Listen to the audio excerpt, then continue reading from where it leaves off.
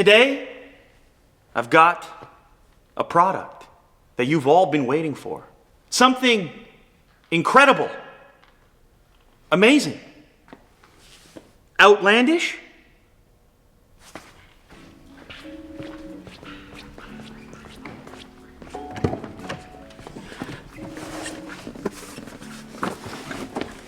Let's go check it out. So today is an unusual day because it's not every day that you have a phone sitting in front of you with a retail price of $2,500. Now you're probably thinking, for that price, it's probably got the latest specs. It's probably got the greatest camera, the fastest processor.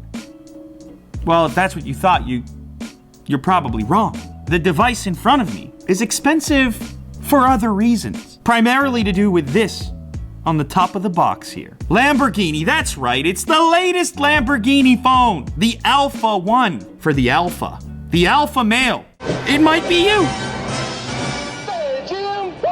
Excuse me. This thing is being sold in 2 stores in the world, all right? It's being sold in Harrods in London, and it's being sold in some mall in Dubai. This is not for everyone.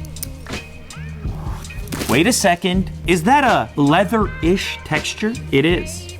Ooh, bit of a presentation. Ooh.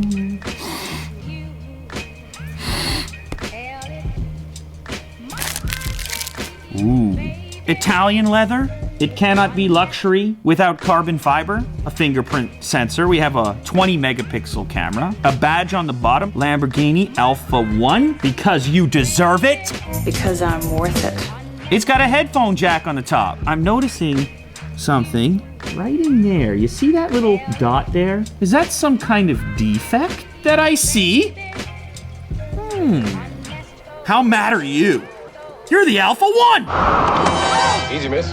I've got you. Speakers on the bottom, capacitive buttons, USB Type-C on the bottom. There's been a substantial price decrease in the Lamborghini series of phones here. This is $2,500, but the last version was $6,000. A power brick, probably, oh.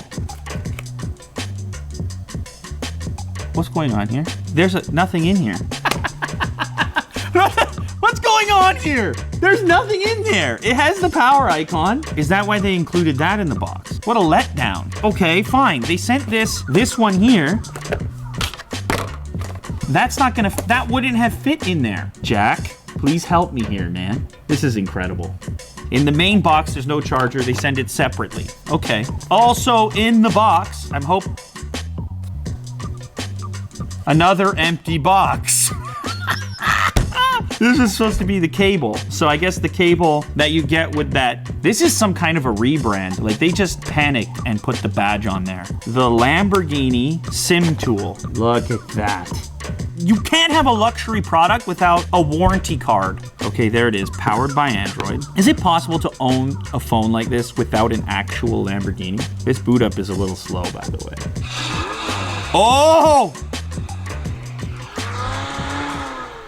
The car sound, there's a theme going on here to tie it all together. Of course, the stock background looking sort of like the dash in a Lamborghini itself. There you go.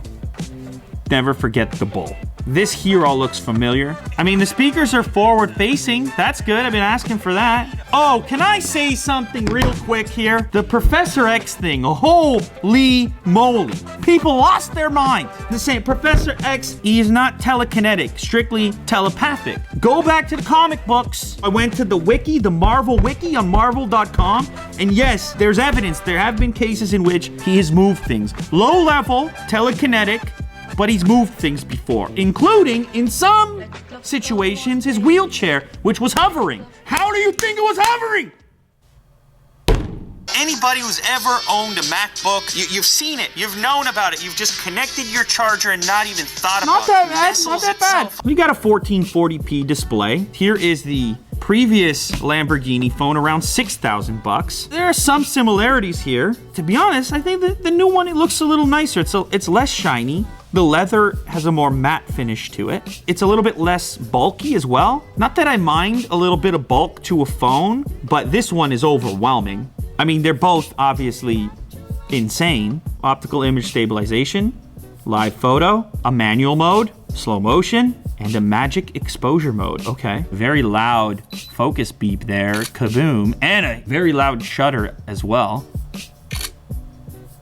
You could probably get a phone with these capabilities identically for like a couple $100. Obviously, it's not about what's inside, it's about the logos and the leather. We've had some pretty high caliber selfies recently, including the unbelievable rear camera selfie from the Meizu Pro 7 Plus. Go check that out. I think it's the only device on the market capable of that, at least in the way that they've implemented it. Okay, okie dokie. Here we go, front-facing camera. Hello there. Kaboom. It looks like they've beauty moded me by default. There's a beauty thing happening. Am I complaining? Of course not.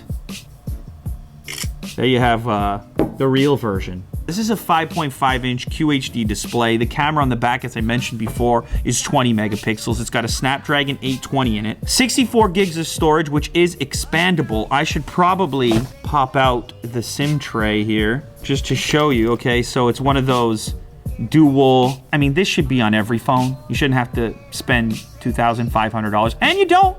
Many phones shipping with this nowadays. A relatively large battery, 3250 milliamp hours. And some people that are trying to defend the price point of this device have stated that it's got a pretty decent built-in DAC for headphone users. But there's other phones that do that for a lot less money. Phones from LG, phones from ZTE with incredible DACs built in. So for me, that's not a huge differentiating factor. The reason you want a phone like this is because of that guy right there, that little guy right there, that word, and probably the brand name or something to do with it, the fact that it's the Alpha, the fact that you've got so much money, boatloads in fact, the $2,500 for an under-spec phone doesn't even bother you. All right? That's who it's for. That's why it exists. You can choose to hate, or you can choose to understand. I don't know. What more can I say? What more can I say? It's the Lamborghini phone. And to be honest, I'm kind of glad it exists. I don't know why. Something for everyone, I guess.